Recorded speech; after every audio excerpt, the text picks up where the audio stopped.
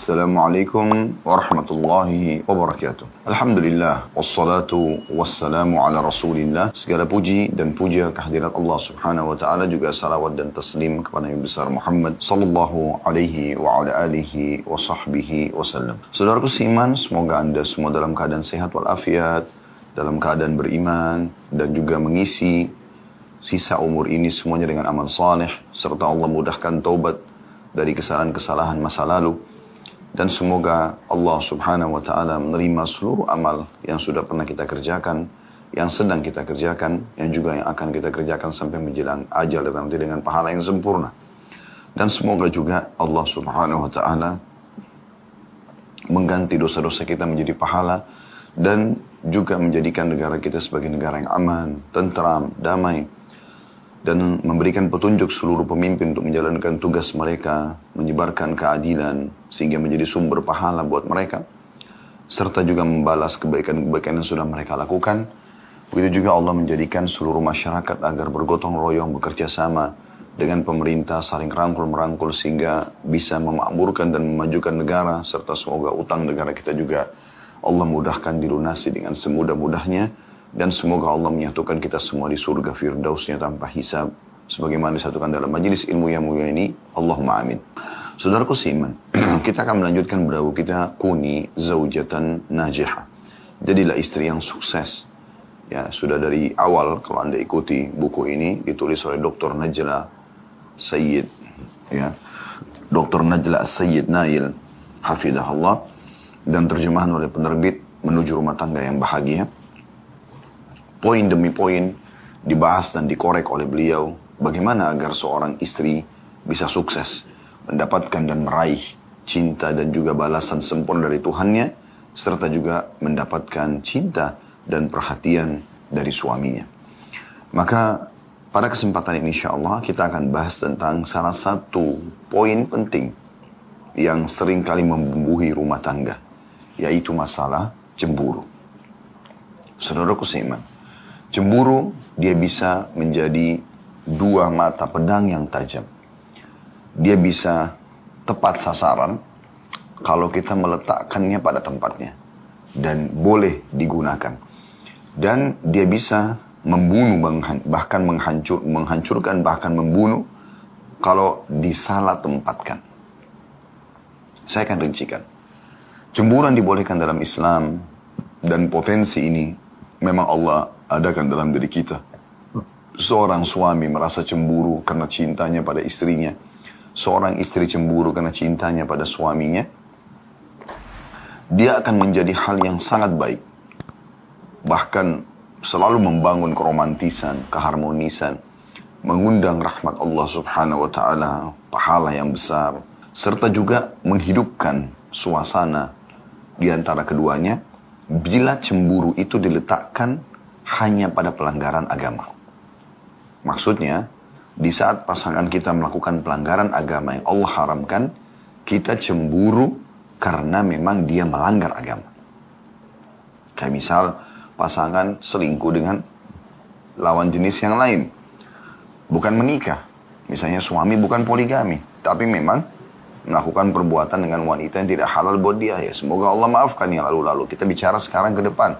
Seorang istri berbicara dengan lawan jenis, bukan untuk urusan kayak misalnya transaksi jual beli, ya, yang diharuskan atau harus terjadi di pasar misalnya dengan penjual ayam, penjual sayur, bukan itu. Atau memberikan uang ke tukang parkir, atau menginstruksikan sesuatu pada supir, bukan ini. Tetapi melakukan hal-hal yang haram, yang Allah haramkan.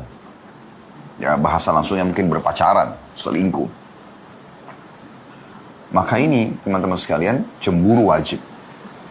Dan dia tepat sasaran. Kenapa? Karena pasangan kita melanggar agama. Ini telah digambarkan oleh Nabi SAW. Beliau tidak marah, kecuali kalau terjadi pelanggaran agama. Jadi kalau terjadi pelanggaran agama, maka cemburu wajib dimunculkan. Ya. Pernah ada seorang sahabat menemukan istrinya selingkuh dengan laki-laki lain, na'udzubillah. Kemudian dia datang kepada Nabi SAW dan tidak tahu harus berbuat apa. Dia bingung pada saat itu. Maka Nabi SAW waktu dengar keluhan sahabat ini, ada Sa'ad radhiyallahu anhu mengharuskan pedangnya dan marah. Nabi mengatakan, ya Rasulullah, kalau terjadi pada saya, maka saya akan menghukum mati. Kembali ke bahasan kita tadi teman-teman sekalian, jadi kalau cemburu itu akan positif, akan tepat sasaran. Mohon maaf. Dia akan mendatangkan rahmat Allah Subhanahu wa taala, akan menghidupkan cinta di antara pasangan suami istri. Karena pelanggaran agama yang sedang kita cemburui. Sebaliknya, yang kedua adalah dia akan menjadi penghancur, bahkan ya, rusak rumah tangga itu. Kalau dia cemburu buta, semuanya dicemburui. Sampai pada tingkat ada orang mencemburui mertuanya sendiri. Cemburu dengan anaknya sendiri. Kamu itu kalau ibumu kamu perhatian sekali. Kamu itu kalau ayahmu kamu perhatian sekali. Bisa. Oh, kalau anak-anak diperhatikan, kalau saya tidak, misalnya. Ini cemburu yang keliru. Bukan pada tempatnya. Dan ini bisa jadi penghancur. Akan melahirkan ketidaknyamanan di antara pasangan itu. Jadi, harusnya, teman-teman sekalian, kita jangan sampai ya, keliru dalam masalah ini. Karena ada orang seperti itu. Dia pikir dengan cemburu buta, berarti itu tanda cinta dia pada pasangannya. Keliru ini. Ya. Akhirnya pasangannya merasa tidak nyaman. Karena apa saja dicemburuin. Gendong anak salah, bermain sama anak salah, silaturahim dengan orang tua salah, ya, berbicara dan memberikan perhatian sedikit pada saudara yang merupakan ipar pasangan salah. Bahkan kadang-kadang karena cemburu buta, apa saja bisa dicemburuin. Mungkin pasangannya berdiri di dekat tembok di satu mall misalnya, lagi nunggu pasangannya, kemudian datang lalu dicemburu buta. Kenapa kamu berdiri di tembok ini? Kamu punya kenangan ya? Misal contoh. Karena sudah cemburu buta. Apa saja yang dicemburuin. Diajak oleh pasangannya untuk makan di satu restoran. Karena cemburu buta, dia tidak kontrol, dia langsung mengatakan, kenapa kau pilih restoran ini? Pasti kau punya kenangan ya? Dan seterusnya. Ini jadi penghancur ini. Jadi perusak. Bukan pada tempatnya sama sekali.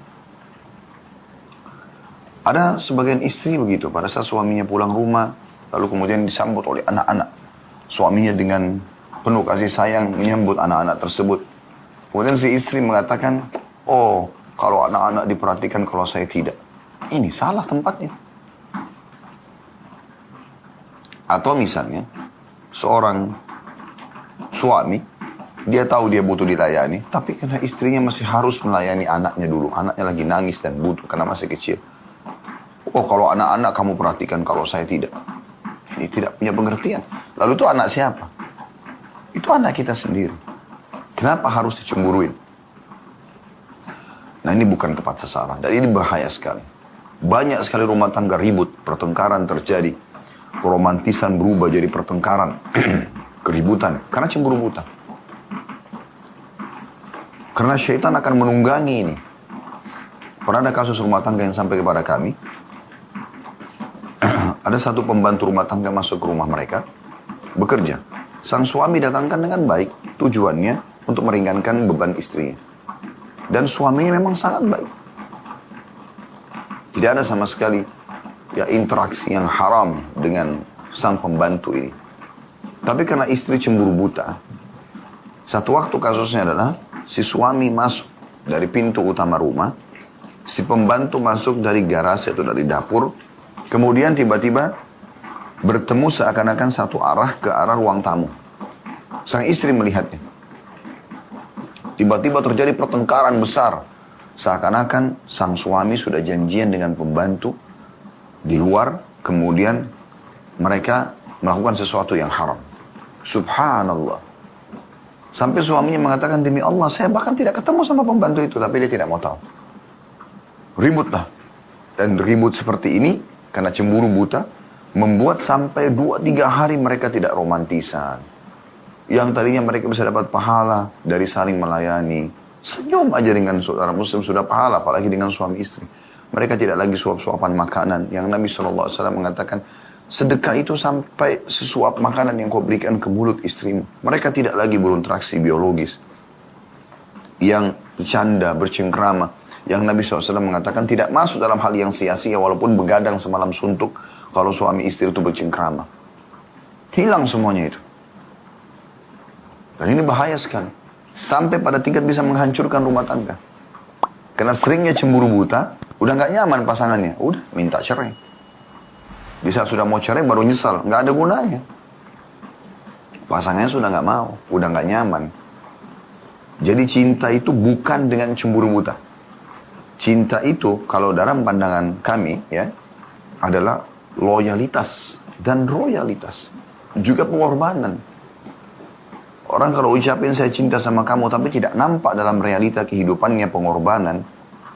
Tidak ada interaksi yang tulus pada suami, tulus pada istri. Rumah dibiarin begitu saja. Perabot semuanya, kekurangan, makanan tidak ada. Padahal suaminya mampu. Istrinya pakai baju itu aja terus mungkin sudah 10 tahun. Tidak ada hadiah pakaian misalnya.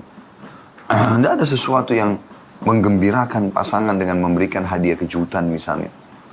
Atau menata dengan bagus, membuat nyaman tempat tinggal tersebut. Semua makanan dan minuman ada. Sehingga pasangan istri ini nyaman di rumah misalnya. Tidak ada itu semua. Padahal dia mampu. Maka mana kata cintanya? Hanya dengan kata gombal saja mengatakan saya cinta. Enggak. Justru laki-laki yang benar tidak sering mengucapkan kata-kata cinta. Tapi realitanya terlihat. Bagaimana dia berkorban buat istrinya. Bagaimana dia berikan kenyamanan tempat tinggal. Makanan, pakaian. Menghormati keluarga istri. Menghormati mertua sebagai atau orang tua istrinya misalnya. Itu kelihatan. Jadi Anda jangan menjadi seorang istri yang hanya gila-gila, tanda kutip di sini, dengan pujian atau dengan kata-kata, oh saya cinta sama kamu. Tapi tidak ada bukti di lapangan. Kalau ada orang mengucapkan, iya saya cinta, atau panggilan sayang, dan terbukti di lapangan itu Masya Allah. Yang begitu juga dengan istri. Kalau dia betul cinta sama suaminya terlihat dari penataan rumah yang rapi, dia jaga amanah yang dititipkan oleh suaminya dari rumah, dari barang-barang, dari harta di rumah. Dia merawat anak dengan baik, dia merawat dirinya sehingga bisa pada saat suaminya datang dia sambut dengan baik. Dengan sambutan yang ceria, dengan cengkrama. Walaupun dia lagi sedih, dia tidak nampakkan kesedihannya. Dia coba hibur suaminya di masa-masa atau waktu dia sedang bersama dengan suaminya. Tunjukkan pengorbanan dan loyalitas. Mungkin dia biarkan suaminya tidur baru kemudian dia istirahat. Banyak pengorbanan terjadi. Siapin makanan yang hangat. Dia berikan perhatian gitu kan. Yang penting tidak boleh berlebihan. Karena ada juga orang yang terlalu berlebihan akhirnya membuat juga suami gak nyaman gitu. Kalau ini insya Allah terjadi, Masya Allah berarti memang cinta itu bukti. Bukan hanya perkataan. Tapi memang realita di lapangan. Nah ini muqaddimah kita. Pembukaan kita walaupun cukup panjang tapi ini memang bagi saya penting sekali. Karena saya temukan dari pelatihan-pelatihan manajemen rumah tangga yang sudah kami buat ternyata masalah cemburu ini kalau disalah tempatkan luar biasa. Selalu Ummul Mukminin Aisyah. Aisyah aja cemburu. Subhanallah. Mereka melihat awal kisah hadis tapi tidak melihat closing hadis tersebut. Oh Aisyah pernah cemburu sama Sofia. Oh Aisyah pernah cemburu sama Khadijah. Itu kejadiannya. Tapi lihat apa pesan Nabi di situ. Nabi SAW menegur Aisyah. Bukan karena Nabi SAW berkata pada Aisyah pada saat dia cemburu. Buta di situ sama madunya atau istri yang lain. Nabi SAW beliau mengatakan, Aisyah kau telah mengucapkan kata-kata yang kalau ya, ditaruh di lautan maka akan merusak lautan tersebut. Jadi kita lihat pesan Nabi SAW. Bukan kasus cemburunya saja. Ya. Jadi ini poin penting untuk digarisbawahi. Kalau Anda mau langgeng rumah tangga Anda, coba jalankan resep sederhana ini. Cemburu pada saat terjadi pelanggaran agama. Saya penting jangan cemburu. Jangan cemburu. Kontrol cemburu itu. Letakkan pada tempatnya yang tepat. Maka dia akan menjadi pemicu yang sangat baik untuk mendapatkan pahala di sisi Allah Subhanahu wa taala, rahmat Allah dan juga cinta dan pengorbanan dari pasangan kita. Baik, pada kesempatan ini teman-teman kita akan bahas sebuah judul yang lebih fokus kepada istri. Yaitu, bagaimana aku berinteraksi dengan suami jika ia suami yang sangat pencemburu. Baik, kata penulis di paragraf pertama, kecemburuan yang wajar adalah suatu hal yang penting demi menggairahkan kehidupan rumah tangga dan menunjukkan kecintaan suami istri. Siapa yang tidak memiliki rasa cemburu kepada keluarganya, maka dia adalah dayuth dan terusir dari rahmat Allah atau terlaknat. Maksudnya dayuth adalah istilah bagi laki-laki yang membiarkan istrinya bermaksiat. Tidak tutup aurat, selingkuh sama laki-laki, loyal dengan semua laki-laki, semuanya oke. Ada suami begitu. Biarkan istrinya jalan sama temannya, menjamu teman-temannya di rumah, tanpa dia ada pun tidak ada masalah. Ini aneh ini. Pelanggaran agama terjadi. Interaksi sama yang bukan mahramnya misalnya. Atau dia biarkan jalan dengan adik dia atau kakak dia yang merupakan ipar istrinya. Nah ini bagaimana ceritanya? Ini kan tidak mungkin ini. Satu hal yang negatif di situ. Maka di sini harus diperhatikan baik-baik, ya. Tapi kalau cemburu tadi saya bilang pada tempatnya, maka akan menghidupkan keromantisan dalam rumah tangga. Kita akan tahu, oh ternyata pasangan saya tidak suka nih kalau saya melanggar agama. Sehingga selalu kan terjaga keimanan kita di rumah tangga itu. Ternyata pasangan kita nggak suka kalau kita melanggar agama. Nah gitu. Paragraf kedua beliau mengatakan, kecemburuan itu berbeda-beda antara yang satu dengan yang lainnya. Tapi cemburu yang melebihi kewajaran dapat membakar kehidupan. Nah, ya, berlebihan. Kecemburuan yang seperti inilah yang disukai. Lalu bagaimana engkau menyikapi kecemburuan? Maksudnya, biasa ada kecemburuan yang seperti ini kayak orang suka. Padahal sebenarnya keliru, gitu kan. Lalu beliau coba memberikan solusi. Bagaimana menghadapi suami kalau memang dia pencemburu. Ya. Poin demi poin beliau sampaikan. Baik teman-teman sekalian, kita lanjutkan insya Allah tema kita. Mohon maaf tadi saya break lebih cepat sedikit karena ada batuk dan saya coba tenangkan dulu supaya tidak sering terulang batuknya ya. Alhamdulillah ala kulli hal. Kita insya Allah lebih panjangkan di sesi yang kedua kita ini setelah iklan. Baik, bagaimana seorang istri menanggapi suami yang pencemburu? Yang pertama beliau mengatakan, liputilah suamimu dengan kelemah lembutan dan janganlah emosi terhadapnya. Karena beliau mengatakan, ketahuilah bahwa suami sedang melewati masa-masa krisis. Dan jelaskanlah segala syubhat kepadanya hingga ia merasa tentram. Nah ini solusi yang luar biasa. Gitu. Di saat suami kita cemburu buta. Dia misalnya kalau dia cemburu dalam masalah pelanggaran agama sih oke saja. Jadi sudah positif. Sekarang kalau dia tidak cemburu seperti itu. Apa saja dicemburuin sama dia. Bahkan cemburu yang berbahaya tadi. Yang misalnya cemburu pada orang tua Anda. Cemburu pada anak Anda. Cemburu pada saudara Anda yang merupakan ipar dia. Bagaimana caranya? Maka di sini dikatakan liputi suamimu dengan kelemah lembutan. Misalnya dengan peluk, jangan marah ya. Diizinkan nggak saya jelasin? Sambil pegang tangannya misalnya, sambil bersandar di dadanya misalnya. Karena saya melihat Allah memberikan kelemah lembutan bagi wanita, justru itu senjata terbaik dia. Justru itu senjata terbaik dia. Disitulah dia bisa melunakkan hati suaminya atau laki-laki. Maksud saya di sini suami ya, jangan disalahgunakan potongan ini tentunya. Jadi liputi suami dengan kelemah lembutan dan janganlah emosi terhadapnya. Jangan karena dia cemburu pada ibu Anda, pada ayah Anda, pada saudara Anda lalu, oh itu kan ibu saya, itu kan ayah saya, masa kau nggak bisa terima? Itu kan kakak saya, itu kan adik saya, itu kan ponakan saya. Nah ini tidak bisa menggunakan bahasa seperti ini. Kenapa? Karena suami lagi ada masa krisis. Maksudnya krisisnya adalah dia lagi sedang berkecamuk dalam jiwanya antara cinta dia yang dia ingin istrinya full perhatian sama dia, yang dia anggap terpecah pada orang lain, walaupun orang lain itu adalah mahram sang istri. Ya. Dia merasa terganggu dengan itu. Oleh karena itu, di sini dikatakan, jelaskanlah segala syubhat kepadanya hingga ia tentram. Kenapa sih cemburu sama adik saya? Kenapa sih cemburu sama ibu saya? Oh kamu kan lebih perhatian gini-gini. Bukan. Tapi bagaimana caranya saya menghapus status mereka? Bagaimana cara saya menghapus status ibu saya sebagai ibu? Status ayah saya sebagai ayah. Status adik atau kakak saya sebagai saudara. Allah sudah takdirkan seperti itu. Maka dengan bahasa-bahasa santun seperti ini, Anda jawab syubhatnya. Ya. Lalu Anda mengatakan, tapi maafin saya.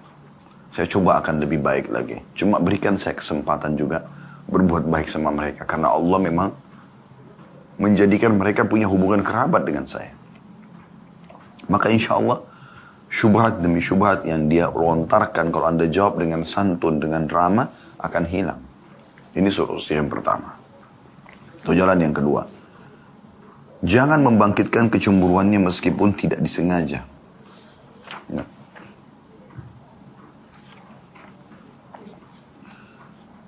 Misalnya, kata beliau, engkau berbicara mengenai orang tertentu berikut sifat-sifat dan akhlaknya, serta menunjukkan kekagumanmu kepadanya. Hal ini bisa membagikan kecemburuannya.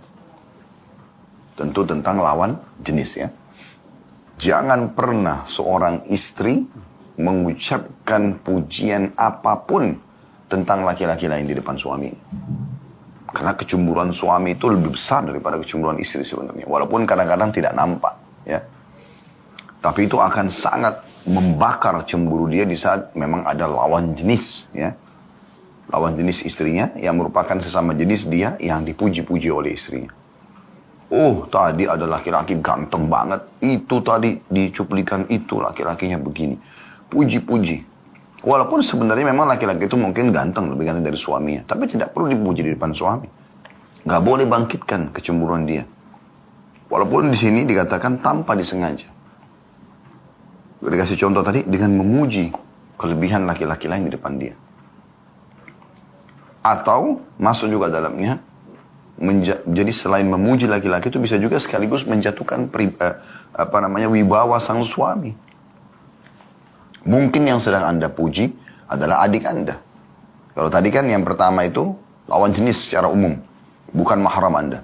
Anda puji-puji seorang artis, seorang aktor, seorang tokoh masyarakat di depan suami. Jangan, tidak boleh. Kontrolnya sudah, jangan Anda ceritakan kepada dia. Atau mahram Anda. Tapi Anda sebut-sebut kelebihannya, ya Anda sengaja tidak sengaja Anda sedang menyinggung suami. Ini jangan juga. Oh itu kalau adik saya itu bekerja keras dia. Sampai bisa dikatakan sedikit sekali tidurnya. Anda tahu, suami mungkin tidak seperti itu kerjanya. Di sini Anda membuat dia marah. Akhirnya dia cemburu dengan iparnya. Atau saudara Anda tadi yang Anda puji-puji itu. Dulu ayah saya itu kalau bekerja begini dan begitu. Itu ayah Anda. Ini suami Anda, dua laki-laki yang berbeda. Gak mungkin bisa disamakan. Ya, jadi, hilangkan pujian terhadap laki-laki lain. Bahkan sebaliknya, kalau ada sesuatu yang positif dari suami, puji dia. Kenapa Anda tidak puji dia? Puji perbuatan dia. Bahkan dalam memuji pasangan boleh berbohong. Walaupun orang kalau apa adanya lebih bagus gitu. Ketampanannya, kebaikannya, apalah pengorbanannya gitu. Dan Anda harus balas itu dengan cara Anda ya menjaga kehormatan Anda juga di saat suami sedang tidak ada. Kemudian beliau mengatakan, paragraf ketiga, seorang istri hendaknya tidak menambah-nambah keraguan suami atau menyelisih dan mendurhakai perintahnya sehingga keraguannya bertambah. Jadi nggak boleh ya seorang istri sengaja sudah tahu suaminya tidak suka, dia sengaja tunjukkan ketidaksukaan itu, apa yang dia suka sama suami di depan suaminya. Nah, ini parah sekali itu. Tahu kalau suami tidak suka dia ngomong sama lawan jenis, sengaja aja dia ngobrol, dia terserah. Nggak terima pun nggak masalah. Kenapa Anda sakiti hatinya? Kalau orang beriman kepada Allah, mungkin dia akan ingatkan Anda. Tapi kalau tidak beriman sama Allah, ini bahaya. Dia bisa mungkin memukul Anda, dia bisa menyakiti laki-laki itu yang Anda puji-puji. Mungkin Anda cuma sekedar puji karena kagum. Tidak ada hubungan, tapi karena Anda puji-puji maka dia mungkin bisa menyakiti laki-laki itu misalnya. Apalagi kalau Anda punya hubungan. Mungkin Anda sama laki-laki tersebut juga akan dihukum sama dia. Maka harus hati-hati. Kata beliau berikut ini adalah beberapa contoh untukmu. Suami yang sangat pencemburu masuk menemui istrinya. Ternyata ia sedang bicara lewat telepon. Suami bertanya kepadanya dengan tekanan suara keraguan. Bersama siapakah engkau bicara? Tanggapan pertama tentang kalau terjadi seperti ini ya. Engkau menutup telepon dan emosi terhadapnya. Sehingga menambah keraguan yang sudah ada pada suami. Ini cara menanggapinya misalnya. Suami masuk ke rumah tiba-tiba Anda lagi telepon. Lalu dia tanya, ngobrol sama siapa? Langsung ada tutup, langsung ada marah. Memang kenapa sih? Misal. Nah ini akan menambah keraguan dia. Ada sesuatu nih. Kenapa kok nggak mau ngaku aja? Oh saya lagi ngobrol sama siapa gitu. Tanggapan kedua, engkau taruh gagang telepon itu di telinganya. Ternyata itu adalah suara temanmu. Maka suami merasa malu kepada dirinya sendiri. Dan rasa percayanya bertambah. Artinya, bukan Anda tutup telepon, Anda lagi Anda bahkan speaker. Ya, ini loh teman saya. Ini loh kakak saya. Ini loh ayah saya. Ini loh paman saya.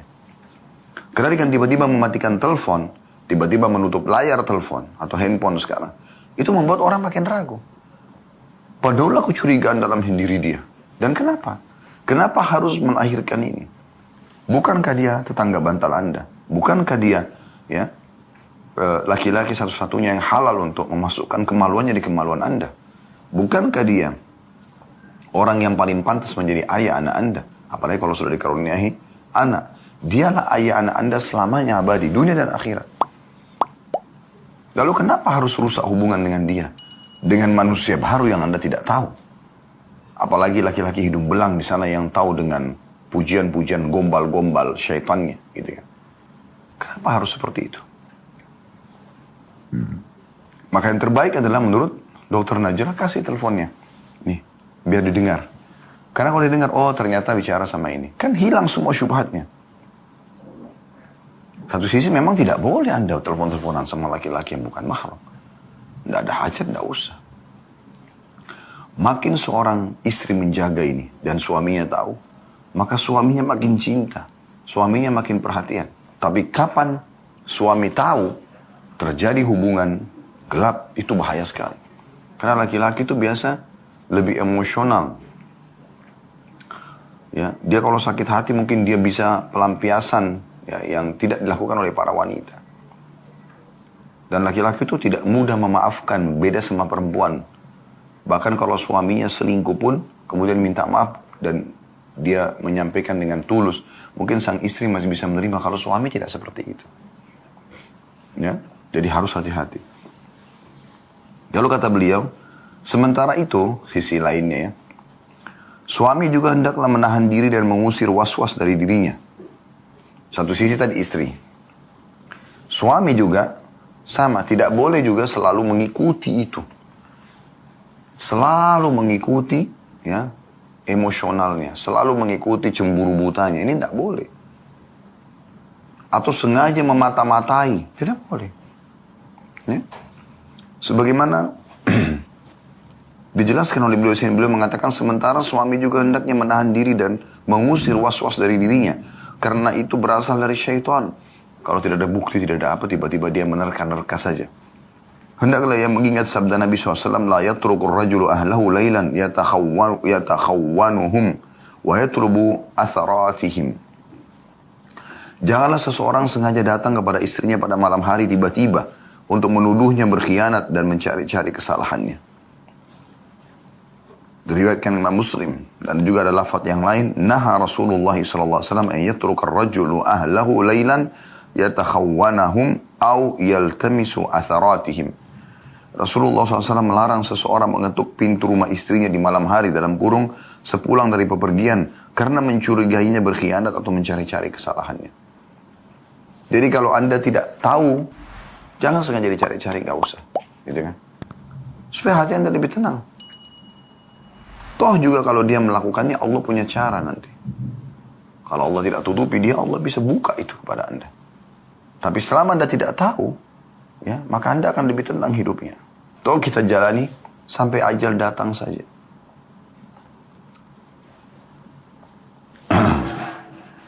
Oleh karena itu setiap orang harus hati-hati. Ya. Satu sisi nasihat di sini beliau, wanita jangan selalu memicu-micu kecemburuan suaminya, ya. Loyal, supel sama lawan jenis terutama ini bahaya sekali. Yang bukan mahram, itu yang paling menyakiti bagi suami. Plus lagi, ya, kalau sama mahramnya pun tidak boleh berlebihan. Yang kalau dia puji misalnya tadi orang tuanya, ayahnya, pamannya, ponakannya, saudaranya.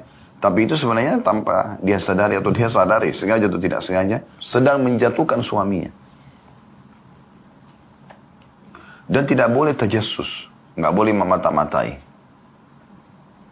Tidak boleh juga seorang istri sengaja memata-matai suaminya. Ya. Dengan cara misalnya mencari tahu. Ada yang saya dapat informasi sampai meletakkan di mobilnya kamera atau yang sejenisnya. Sehingga akhirnya dia terus sibuk dengan itu. Ini selingkuh nggak nih? Nah, gitu. Padahal sebenarnya Allah tutup, ya Allah tidak sampaikan ke dia. Selama dia baik, tidak ada masalah sebenarnya. Jauh lo gitu. Ya. Atau ada orang sengaja mengetes pasangannya. Dia suruh temannya sengaja untuk ya, mengetes suaminya. Sengaja telepon, sengaja janjian. Suaminya respon nggak? Nah, suaminya manusia biasa. Bisa saya tergoda. Apalagi kalau perempuan ini menggunakan kata-kata yang jauh, ya. Yang maksudnya jauh ini belum pernah dipakai oleh istrinya. Godaannya segala macam. Untuk apa? Ya. Saya dapat informasi bahkan di negara-negara non-muslim, mereka lakukan itu untuk mengetes pasangannya gitu. Ya, kita dalam Islam tidak boleh itu. Sengaja memata-matai, sengaja mengetes. Ya. Nggak boleh. Manusia lemah, gitu kan. Jangan mengetes dia. Doakan supaya Allah selalu jaga dia. Nah, itu yang benar. Doakan supaya Allah selalu jauhkan dari mara bahaya, dari fitnah, dari zina dan segala macam. Bukan malah sengaja kita mencari-cari gitu. Ini bahaya sekali, nggak boleh. Ya, sengaja melakukan perbuatan-perbuatan seperti itu. Itu satu sisi sang istri. Jadi saya sering bahasakan untuk ini, tidak usah mengambil atau tidak perlu mengambil ahli tugas para malaikat. Biarkan mereka yang mengawasi. Biarkan Tuhan Allah Azza wa Jalla yang mengawasi. Kita yang nampak depan mata, salah kita ingatkan, yang benar kita dukung, selesai kok. Kan begitu. Nah, sama juga dengan suami. Tidak perlu sengaja mencari-cari. Udah dia sudah menikah, dia percaya. Kalau satu waktu Allah buka ternyata memang istrinya berbuat hal yang tidak baik, dia nasihatin atau dia tinggalkan, selesai. Biarkan saja pergi sama orang lain. Dan subhanallah kalau ada istri yang memang suka selingkuh, ya, maka itu biasanya memang tidak bertahan dalam rumah tangga. Saya dapat informasi di Saudi pernah ada kejadian, seseorang menikah dengan seorang wanita, dia pintar sekali mengemas depan suaminya seakan-akan dia itu jujur dan segala macam. Sampai akhirnya Allah buka dengan caranya. Dia pulang ke rumah, dia dapat istrinya sedang sama laki-laki itu. Maka si laki-laki ini, sang suami, panggil laki-laki itu duduk, disuruh makan bersama. Silakan makan. Tentu si laki-laki yang selingkuh sama istri tidak bisa makan dia. Ketakutan di depan situ. Lalu sang suami mengatakan, karena kau sudah melakukan ini sama istri saya akan ceraikan istri saya. Dia panggil istrinya, kamu tidak mungkin mau selingkuh sama laki-laki ini kecuali karena kamu suka. Dan kau datangkan dalam rumah saya, kau telah mencoreng kehormatan saya. Maka kau sudah saya ceraikan, silakan pulang. Kalau kalian mau menikah itu urusan kalian. Udah, pergilah mereka. Subhanallah, mantan istri ini nikah sama laki-laki tadi selingkuhannya. Berjalan waktu, diceraikan juga oleh suaminya yang kedua, yang tadinya selingkuhan dia. Karena dia selingkuh lagi sama laki-laki lain. Subhanallah, ada orang penyakitnya begini. Karena satu pintu dosa itu kalau sudah dibuka, akan terbuka sekali banyak godaan syaitan di situ. Sulit untuk dia tutup. Misalnya orang membuka pintu ghibah. Untuk menutupnya langsung spontan itu nggak semudah itu. Dia pasti on proses. Nah begitu juga dengan orang membuka pintu mencuri, manipulasi data, apalah semua. Maka akan membuka sekali pintu-pintu syaitan dan itu banyak sekali jaringnya yang kita harus putusin satu persatu. Oleh karena itu nggak usah dibuka. Semoga Allah jaga kita tentunya dari segala macam hal yang seperti ini. Jadi ini gambaran tentang masalah bagaimana mengontrol cemburu itu. Suami pun tidak boleh memata-matai istri ya. Sebagaimana tadi hadis Nabi SAW bahkan larang suami sengaja datang ke rumah tiba-tiba hanya untuk mau tahu istrinya selingkuh atau tidak. Gak boleh. Jangan lakukan itu. Selama Allah tidak buka berarti tidak lakukan. Selesai. Percaya saja. Tenangkan hidup Anda.